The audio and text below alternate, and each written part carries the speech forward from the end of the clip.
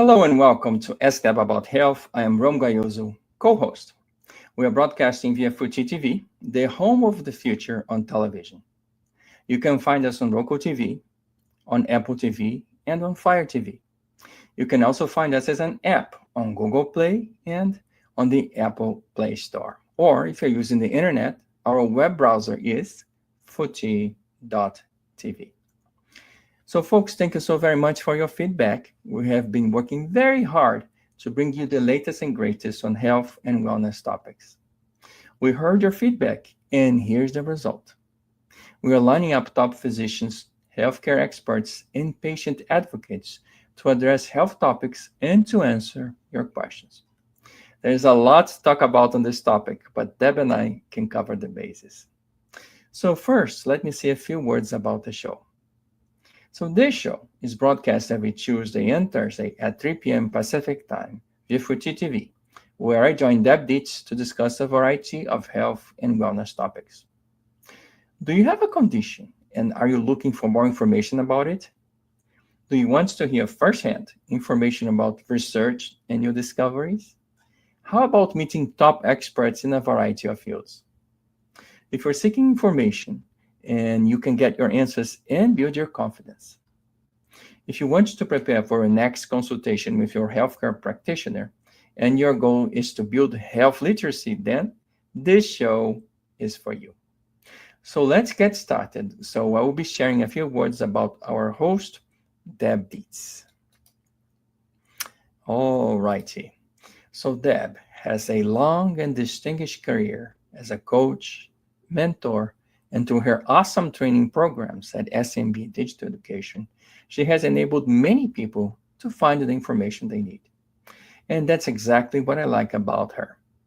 Her ability to investigate and talk about tough topics while helping all of us find the information we need. Have a health-related question? Well, let's ask Deb. Without further ado, let's welcome Deb Dietz, the star of the show and host of Ask Deb About Health. Hi, Deb. How wonderful to see you. Hey, Ram. So great to see you today. And I'm delighted to welcome everybody to the show. Just a little bit about what we're doing here today. Our show focuses on helping people build their health literacy skills to successfully find and access care, prevent certain conditions, effectively manage those conditions, communicate their needs, understand their choices, and make informed decisions. And we invite guests on our show, healthcare professionals, to discuss health and wellness related topics. And there is a lot of medical information out there, and much of it is conflicting information. But my promise to you is that by the end of our time together today, you'll have at least one key takeaway that you'll learn from these experts, this expert today, to make actionable for yourself and for your family. And so our discussion will focus on practical information that you can ensure that you're making those good decisions and that you can get the medical care that you need. And your relationship with your healthcare practitioner is just that.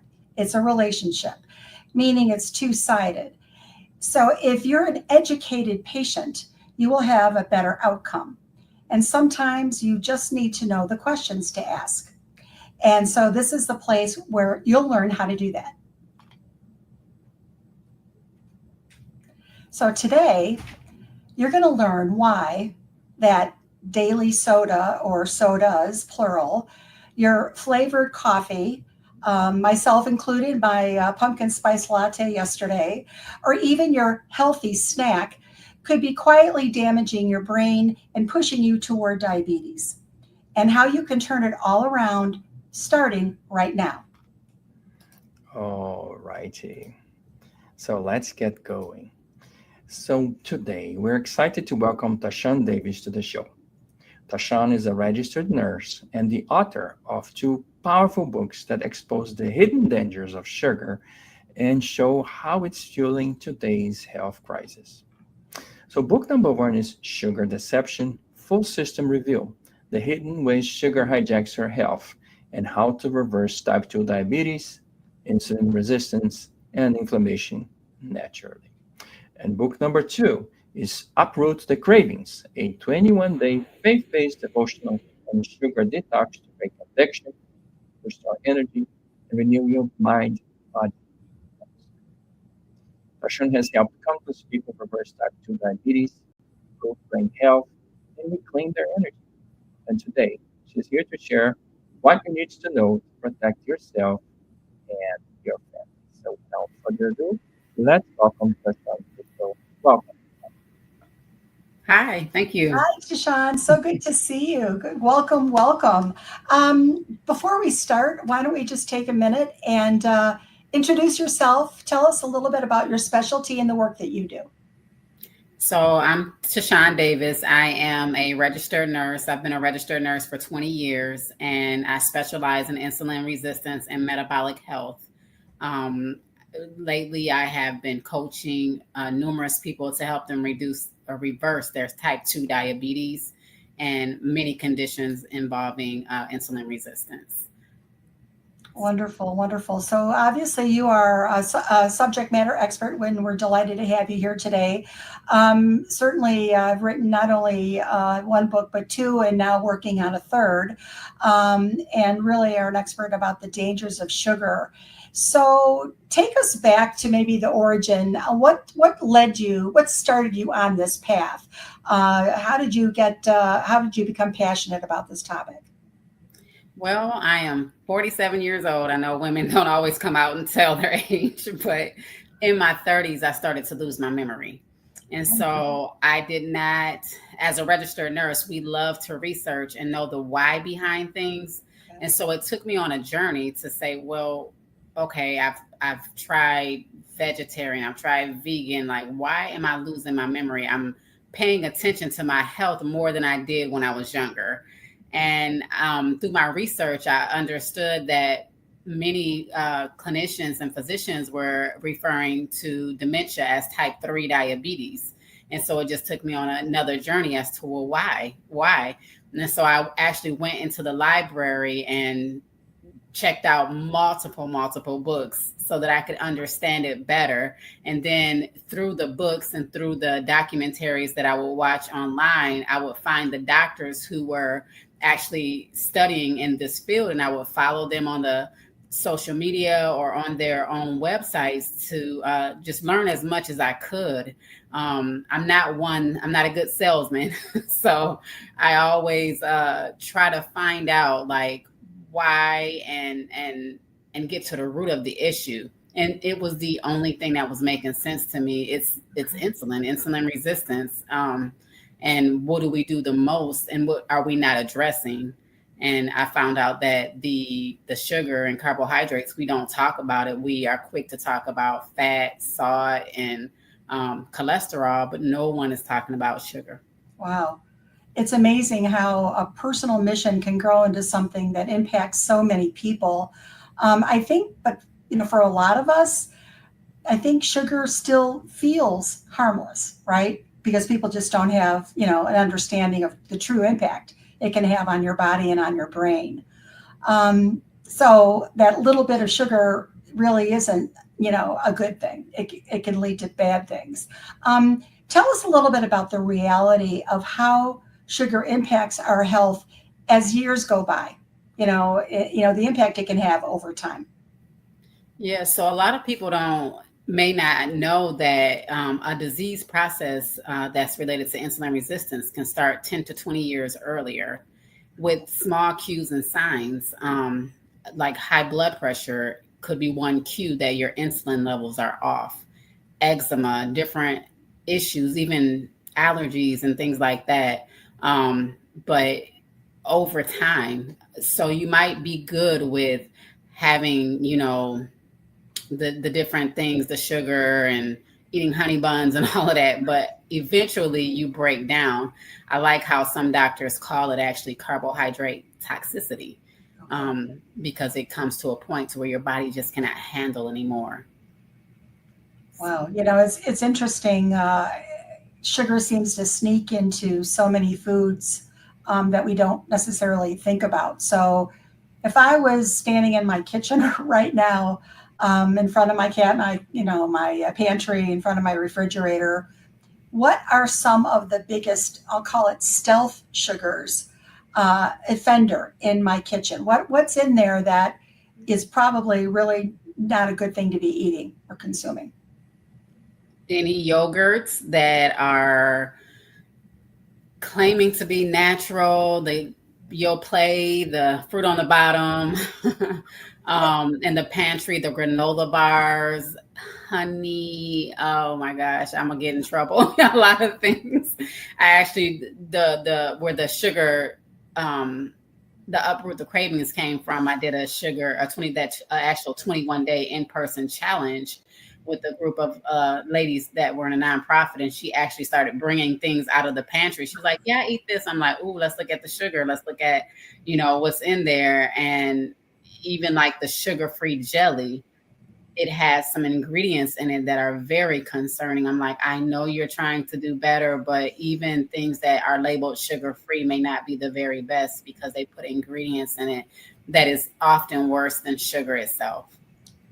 You know what? And I appreciate you sharing that. And for everybody who's watching today, I think, and I'm sure you'll be talking about this at the end with, the key takeaways that you want people to take with them after the show is, there's, be mindful. You have to pay attention, I guess. And maybe, now that I'm literally, have immersed myself into my kitchen and my pantry, and I'm just thinking right now, everything that's in there, because I'm a home cook. I cook every night. And so, but I'm thinking, I need to really start paying attention and be more mindful. And I think that's a great, first step for people is just, take a pause and take an inventory, maybe is a good idea.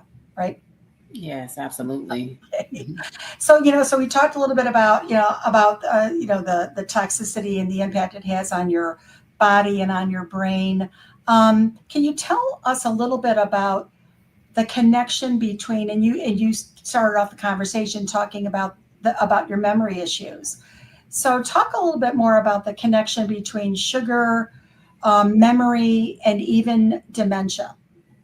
Yeah. So just as our body does, so when we get to the cellular level of it all, whenever you overconsume carbohydrates and sugar, your body can become insulin resistant. And so you have your cell, and whenever you have too much sugar in the cell, it doesn't allow the key, which is the insulin, to unlock that cell to utilize more. And so even in our brains, as we continue to consume, our brains can't uptake the energy that it needs from the sugar, the glucose so a lot of people, have understood our brain needs glucose to run, but it does not need exogenous glucose. Our brain can make enough. It can have just enough. We don't need to continue to fuel it with sugar or things that we think are not sugar, but just good for us foods, but they actually do turn into sugar. Right. And so we do become insulin resistant in the brain. And inside of my book, I talk about how chronic insulin damages the blood vessels in the brain, and it becomes insulin resistance. And it's hard to properly absorb the glucose. Our focus, a lot of people. So for me, it was everybody probably has a story like this where you would, in the beginning of, maybe getting busy or after having a baby, you would go into a room. Okay, what did I come in here for? And then you will walk back out and then come back in and then kind of remember what you came in here for. But it's that time where you go into the room and no matter what you do to try to remember, you can't remember. And that's where you're like, and we just think it's normal. It's just, I'm busy. It's a part of everyday aging, but it's your body is trying to tell you something. Okay. Like something is not right. That memory fog is the first thing. Memory fog and just not being able to remember at all. We need to take into account that there might be more going on than just it's a part of. Well, for me, everyday aging at 30 years old, I'm already doing this. It's not normal. Right. Wow. Is it possible for people to become addicted to sugar? And because it almost sounds like sugar affects the brain in the same way some addictive substances do. Is that fair to say that you can actually become addicted to this? Oh, absolutely. There have been studies done, and I cite one in, I believe, sugar deception, where, the mice was more drawn to sugar than heroin. It's more addicted than heroin. And because it highlights those same pleasure receptors, the serotonin and dopamine. It's like, yes, yes. And, it can excite, a mouse to death, just getting that sugar, very addictive. And the way I explain it simply in the Uproot the Cravings is, has it caused you damage? Are you understanding that I'm getting sicker, I'm not doing well, but I still want to eat this thing, or I still want to have this, although I know that my body is not responding well. I know that my memory is going. I know that they just told me I'm a pre-diabetic. So, even with, as I go through like the different phases of addiction, actually, I do an addiction quiz, and I talk about the different phases of addiction in the Uproot the Cravings. One of them is the health food believer, is what I call her, where she is a vegetarian and she's eating all the things, a lot of rice and veggies and potatoes and honey, all the good for you stuff, but she's a pre-diabetic. And so, I challenged her to come off of some of the stuff. You can be a vegetarian and eat less sugar and carbohydrates. You can do that. But the thing is, you have to pay attention. So if sugar is what causes insulin to come out and your body is insulin resistant, we have to be careful about adding more things that will increase that insulin, because a type 2 diabetic and pre-diabetic, which I don't believe there's a such thing as a pre-diabetic, the damage is already done. They're just waiting for actually your one more sign, which is the damage in your eyes. That's how they first found out, that these amount of people have now type 2 diabetes. But they're waiting. Remember when we talked about earlier, it's been 10 to 20 years. So the damage is slowly going. We're becoming more and more insulin resistant, but they won't give us the diagnosis until we get the damage in our eyes. And so she was told I'm a pre-diabetic, but I eat healthy. Is it healthy for you though if you have insulin resistance? If your body is not uptaking insulin the way it should, because when it does, it's you have so much that your body is now storing that excess sugar as fat in your liver, and you're getting fatty liver, and you're getting pre-diabetes, whatever that is, and you're getting sicker. So if you understand I'm getting sicker, but I don't want to stop eating the things because it's so-called healthy for me, that could be an addiction. I see. Well, you're a specialist in helping people reverse type 2 diabetes. So can you share how that's possible, and what role does reducing your sugar intake play? Because I think there are a lot of people out there, and it's almost too common probably. When people talk about, oh, I'm pre-diabetic, I hear that a lot from a lot of people. So share how it's possible to reverse that, or start, if being aware that this is an issue, but what are some of those steps that you can take to start to reduce that negative impact that it has over time? Yeah. And I think even like in the world of diabetics or dietitians and things like that, people don't like to hear reverse. Even still, they don't want to hear reverse. And I like the way a certain doctor put it. He had a story, if you found out that your cat is getting sick, and you notice that every time your cat goes outside, and it comes back, it's getting sicker and sicker. And then you finally take it to the vet, and you found out that your neighbor was poisoning your cat. And so you then decide, okay, well, the cat's not going outside, the neighbor gets in trouble or whatever, and then you stop. Then your cat starts to get better.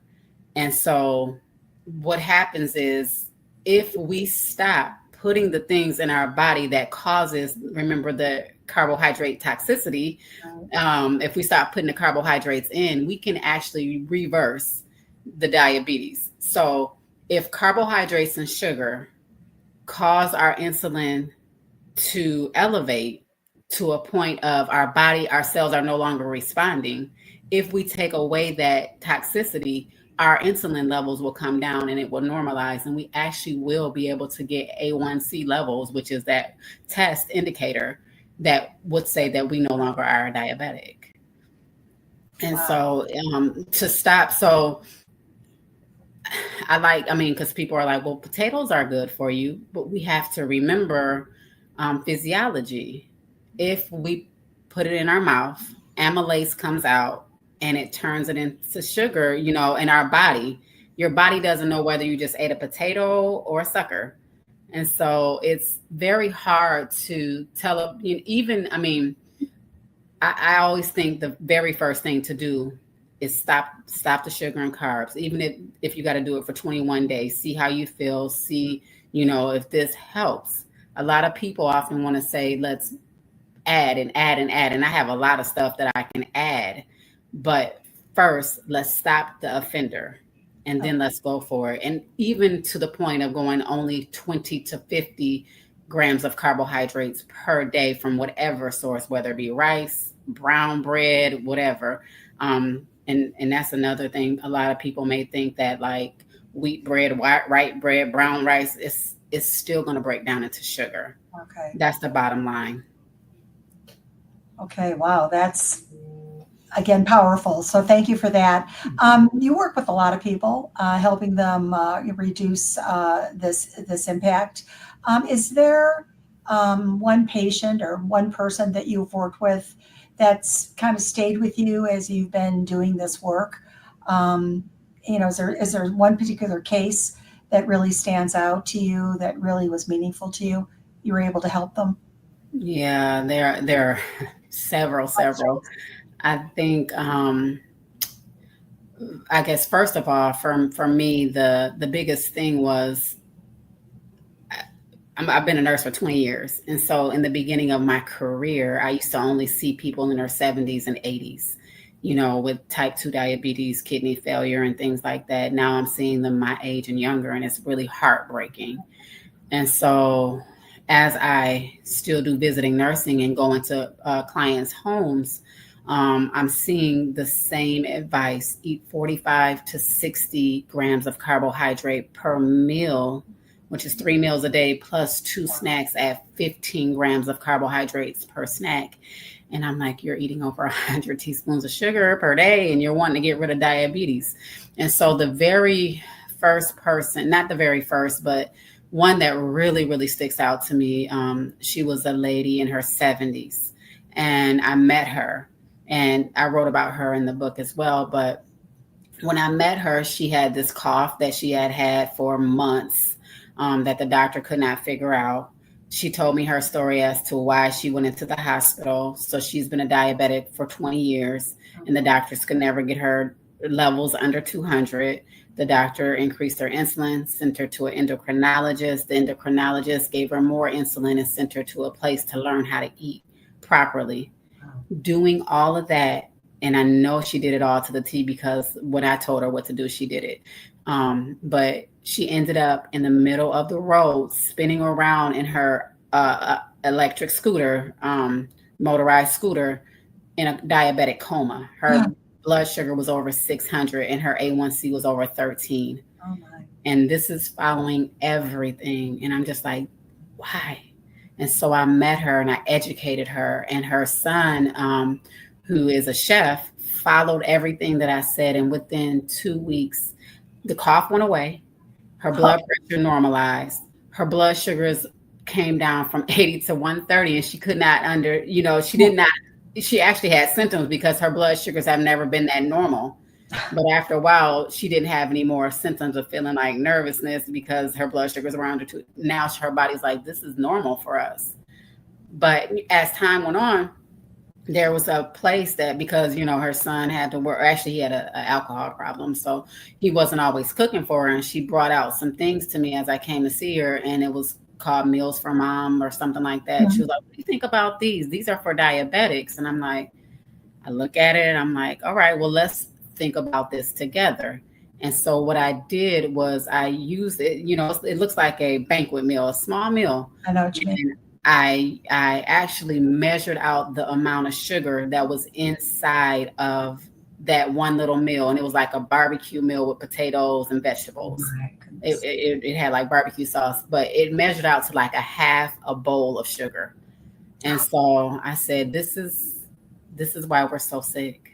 We're following all the advice. We're doing everything that the doctors are saying. And I know we are. I know the clients are, because I actually am in the homes. I'm seeing what they're eating. They're eating the brown rice. They're eating the wheat bread. They don't have fat. They're extremely scared of fat. They're doing margarine. They're doing no salt, everything that they've been told to do. But they're getting sicker. We have more specialists than we've ever had before, more dialysis centers. This shouldn't be, if we are heading in the right direction. So my heart is to reduce 1 million diabetics in my lifetime, reverse. And so that's one story, and I have several. Wow. Again, just, the impact that you're making on the lives of these people is absolutely incredible. I mean, you're giving them their lives back, and through education. So I'm just so impressed with this and the impact that you're having, and education is critically important. You talk a lot about, working with people in their homes, and I want to just shift a little bit here and talk about kids and children, because it seems to me, after hearing you say all this, is if we can, start paying more attention to what we're feeding our children, being more mindful of that, and learning what we need to know in order to be, making sure that we're providing the appropriate nutrition and reducing sugar. How can parents set their kids up for a healthy relationship with food? So we've got viewers, their parents, their grandparents, they may be thinking about their own health, but also thinking about the younger generation. How can parents set their kids up for success here? Yeah, truly understand. For me, I know I started when I had probably my last child, and as my nieces and everything started to have children, I was like focusing on get the real food from, the outer ends. Don't feed them that crap out the jar. Don't feed them this. Yeah. And so I would tell them that, but it's more to it, than just that. We have to still pay attention to the insulin, the amount of sugar. I would get low sugar juices. No, I would get 100% juice to give my kids, because I'm like, oh, that's much better. But juice is a lie. Juice is such a lie. It's like sugar water with synthetic vitamins, because whenever you pasteurize something, you have to heat it up to a point to where it has no nutritional value.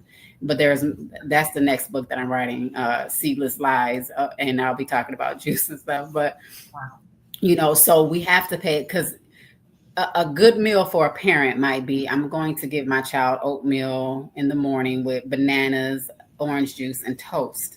I mean, if we broke that down into how much sugar that we actually just gave our child for breakfast, and then we wonder why they're getting diagnoses of ADHD. I mean, right now it's even more prevalent to see fatty liver and pre-diabetics in 10-year-olds. And in 10-year-olds? I've seen, I've literally, I would say at least twice a month, I've seen children, my patients' grandchildren. I need your information because my grandchild was just that. I'm like, are you serious? It almost makes, every time I think about it, it makes me almost want to cry, because for me, I'm like, I did this for my kids. I literally would give them it was that type of meal in the morning, and then a sandwich with Sun Chips, the best chips, and 100% juice for lunch.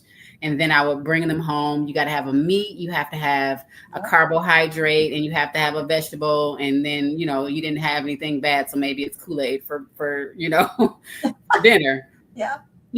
All day long, it has been on a sugar. Everything has been sugar. When you really break it down and think about it, 10 years later, I have eczema, or I high blood pressure, all the things that we don't. Insulin resistance, it comes in many PCOS, dementia, diabetes. There is many things that spring off from insulin resistance, and we don't realize. All we look for is just diabetes. I don't have to pay attention to my sugar. I don't have diabetes. Yes, you do, because insulin resistance. Insulin, when it comes out, I like to teach that it sits on every cell. It doesn't play fair, so you can't uptake vitamin D. That's why depression comes.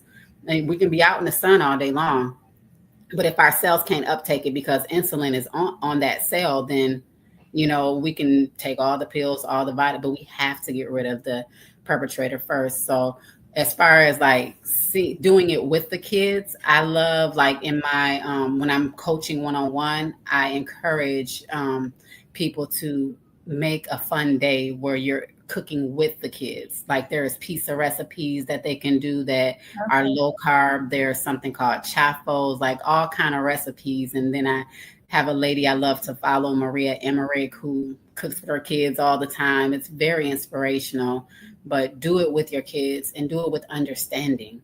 That's the biggest thing. Do it with understanding.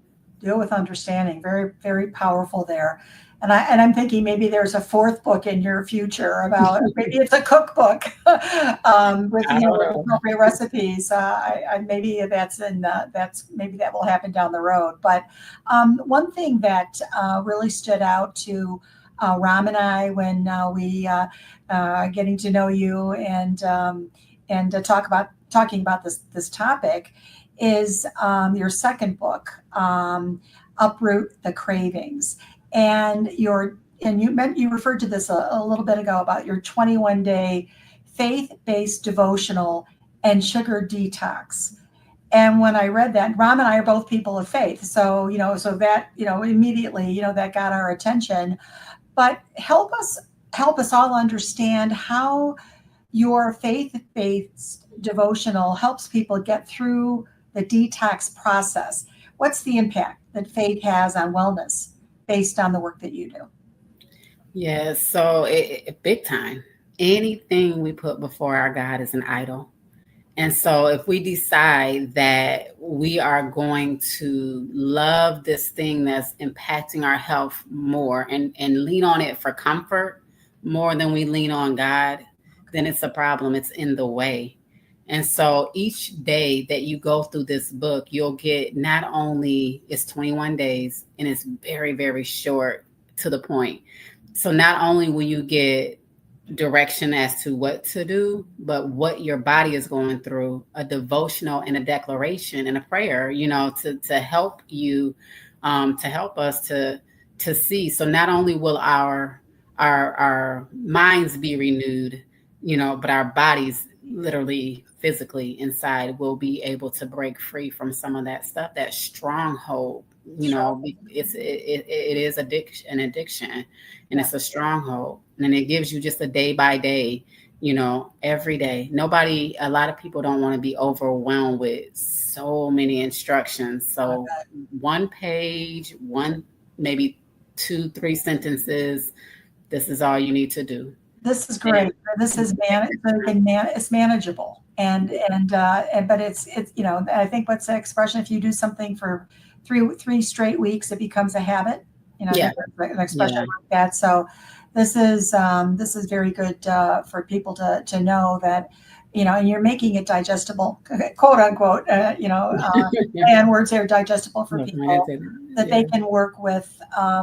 They can take practical steps to make improvements here.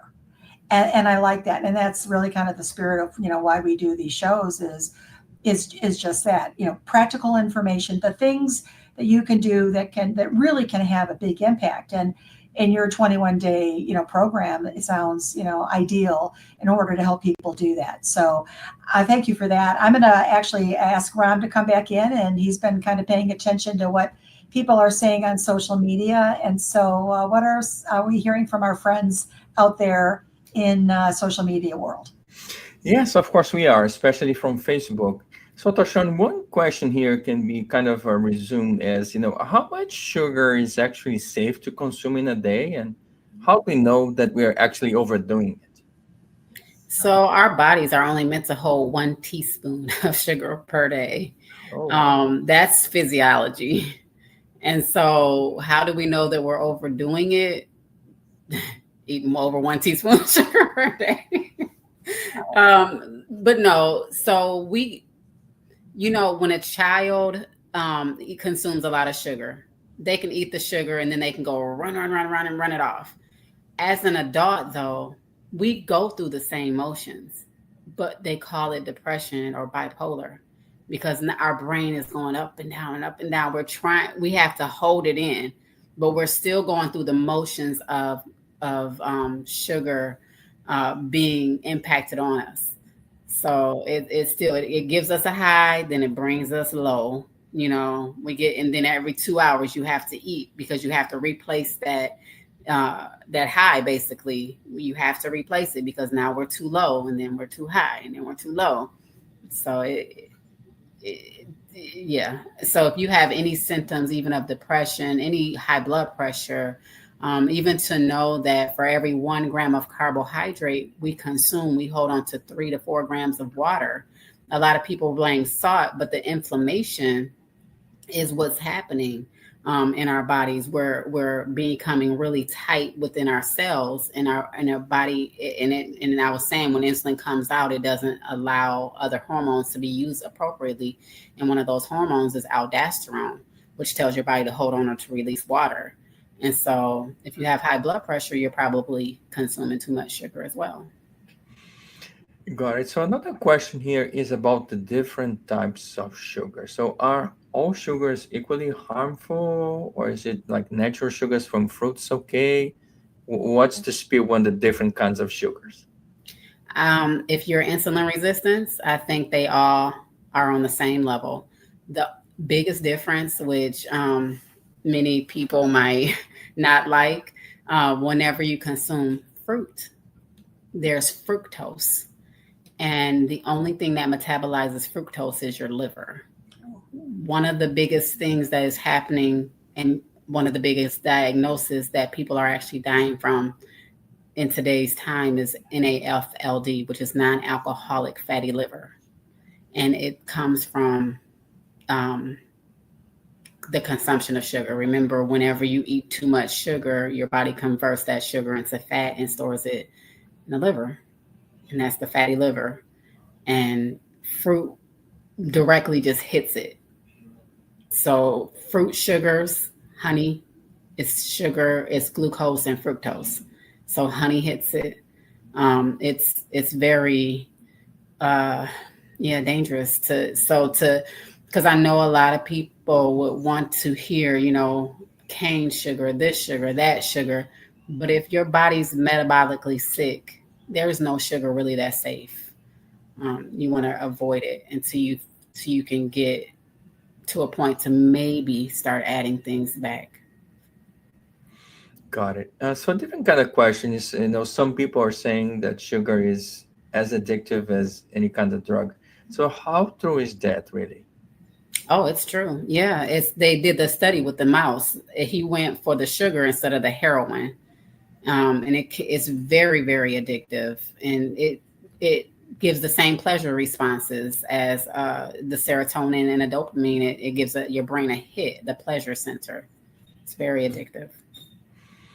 Got it. So, what are some common foods or drinks that have the hidden sugars that people don't even realize? Can you give us the good, the bad, let's go the bad and the ugly? The bad. What are the things that you say this is really a no-no? I think I almost want to cuss, and I'm not a cusser. When I see, especially my cancer patients, being told to drink Ensure or Boost.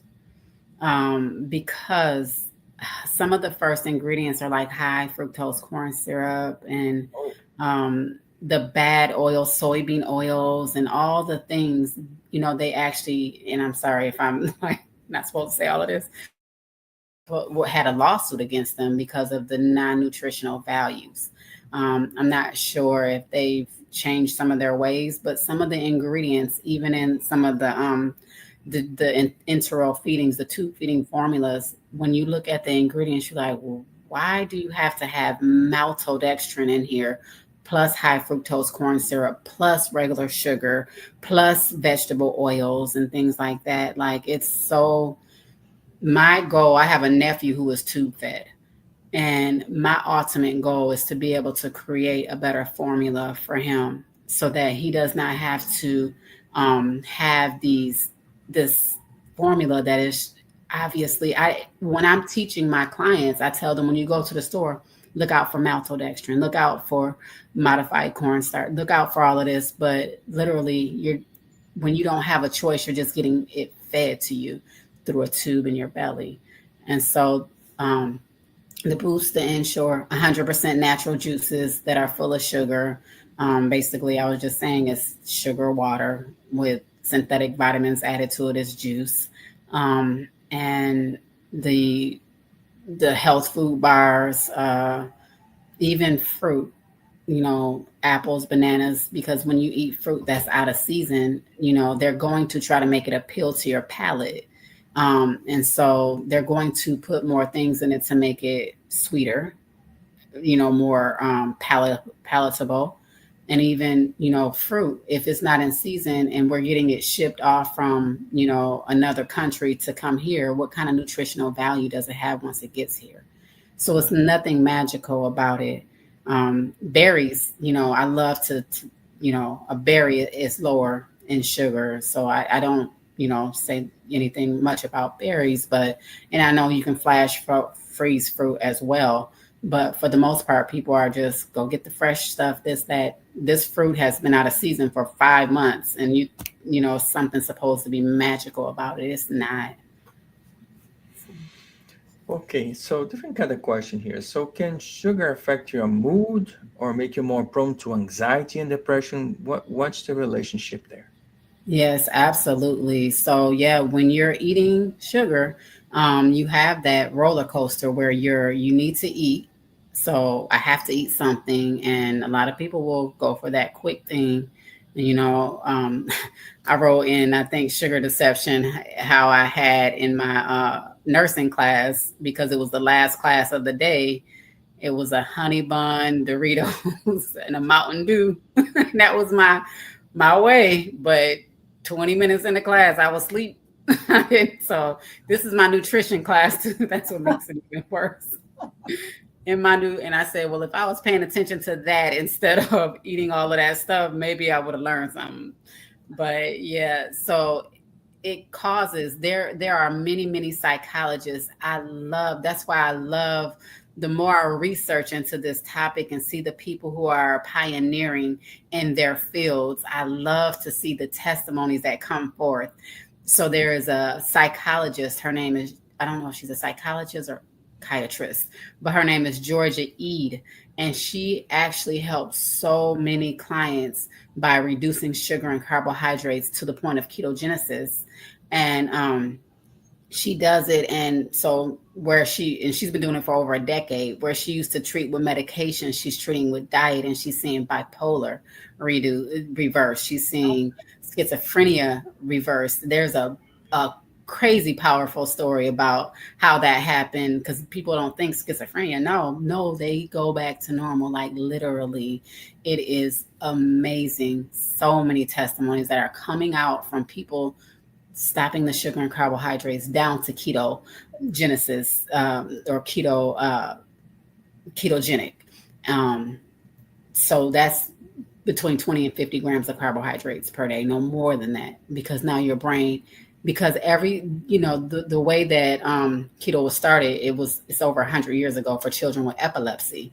And the doctor was using it to treat epilepsy. So any neurological condition can be treated this way and helped tremendously. I believe it's Tim Tebow's dad who had Parkinson's disease. And with that Parkinson's disease, he got so much better, and the doctor was able to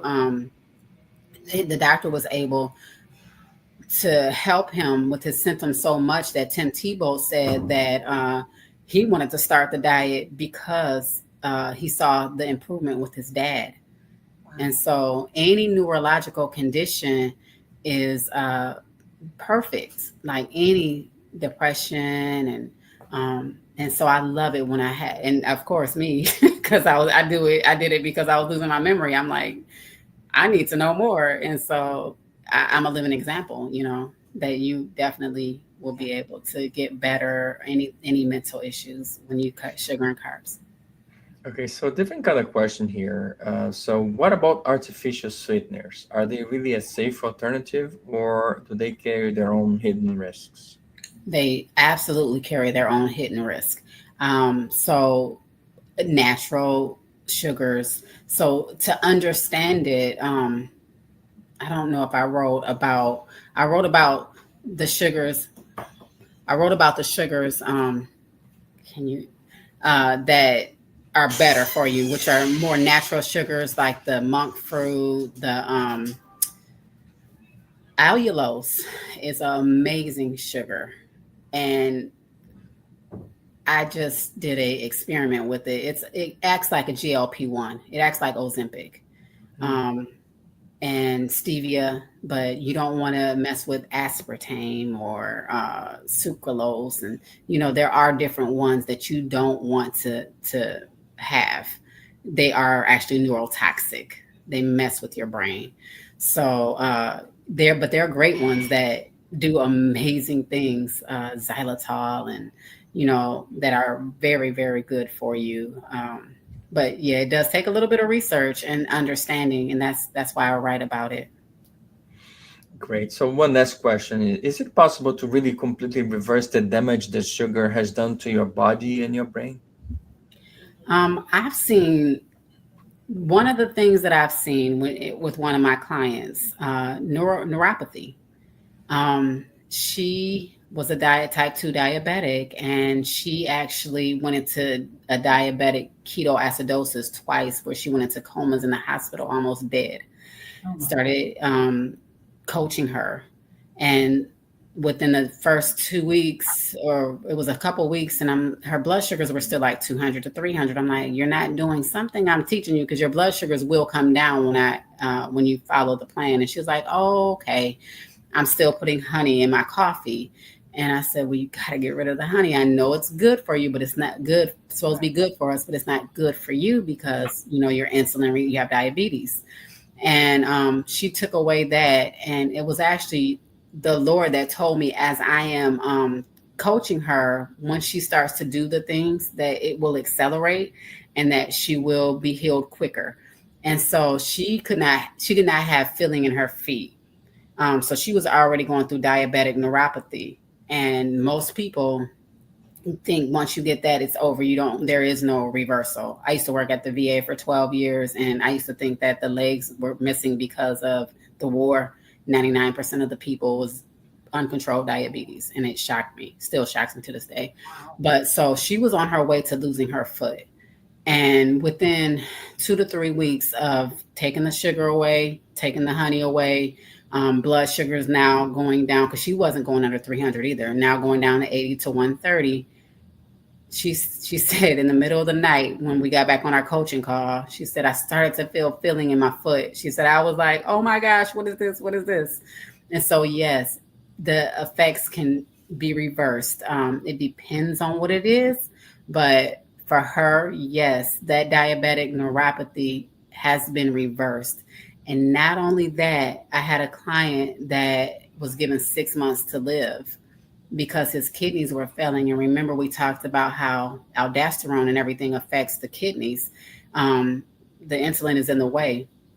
And he was doing the things that the doctor had suggested, but the doctor was just like, you're going to die in 6 months. I started coaching him, and within 2 months, it reversed. His kidney numbers came to a point to where they're like, I don't know what you did, but you're going to do fine.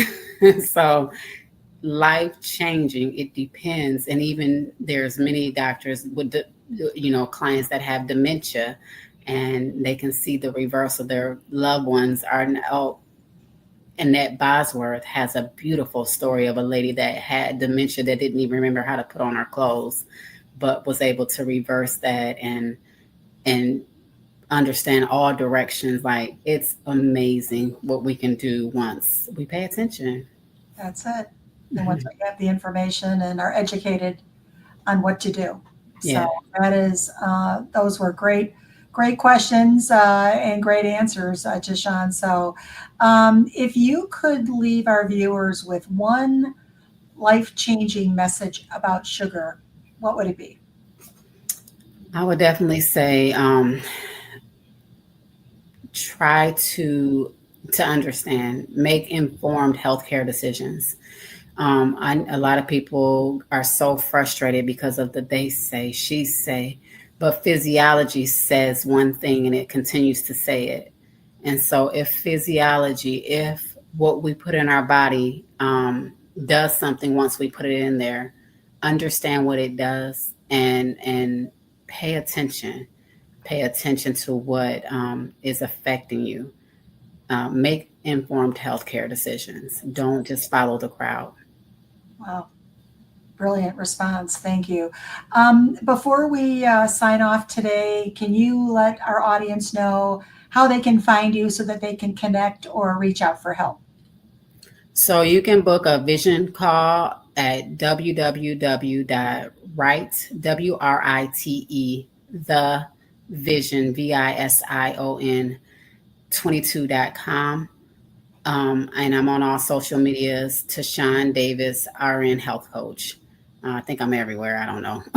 Oh, wonderful. Some of them get more attention than the other ones. I think I'm more on Facebook now than anything, which I didn't really want to be on. But okay. Can you also let everybody know where they can find your books? Sugar Amazon. Deception and Uproot the Cravings. Yes, everything is on Amazon. Everything's on Amazon.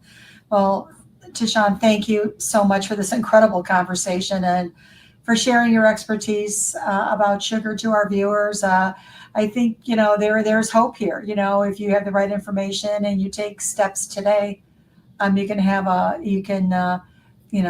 be better off and maybe be able to undo some of the damage that's been done. So thank you for that. And if there's one thing to take away from today, it's that you have more power over your health than you think.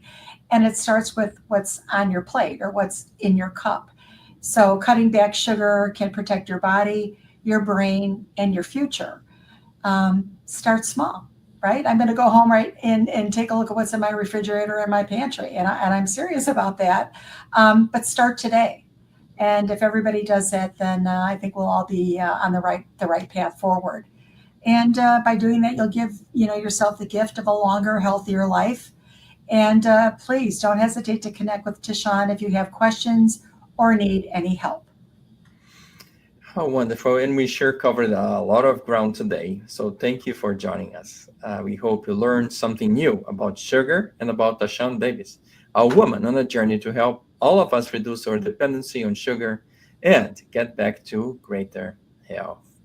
So, folks, it's time for us to start saying our goodbyes, at least for the show today. Again, thank you so very much for your being here with TaShawn, Deb, and me. And remember, we're broadcasting via Fuji TV, the home of the future on television. You can find us on Roku TV, Apple TV, and on Fire TV. You can also find us as an app on Google Play and on the Apple Play Store. Or if you're using the internet, our web browser is fuji.tv. Again, I hope to see you next time on another Ask Deb About Health. Thank you so very much. I'm going to leave you with our institutional message. Thank you.